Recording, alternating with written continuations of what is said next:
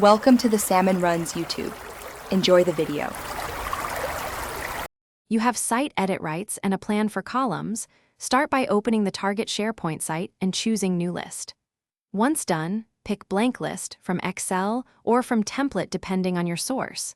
Name the list, add a sensible description, and set navigation visibility so people find it. Make sure to set required fields now to enforce data quality. You're starting with structure first, because a good schema prevents messy migrations and saves editing time later. Now you'll add and configure columns that match your source data, using choice for limited options and lookup for relational data. Once columns exist, build views. Create a default list view for everyday users, a grouped view for summaries, and a filtered view for role-specific needs. Make sure to enable indexing on frequently filtered columns to improve performance on large lists.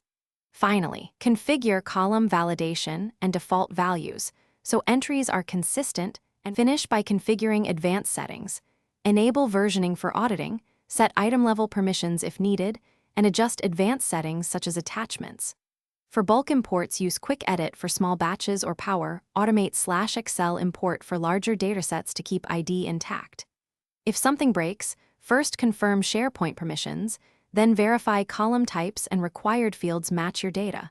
Also checklist view threshold warnings. If performance lags, reduce returned items or add indexed columns to avoid threshold errors. Thanks for watching. Consider subscribing if we helped you.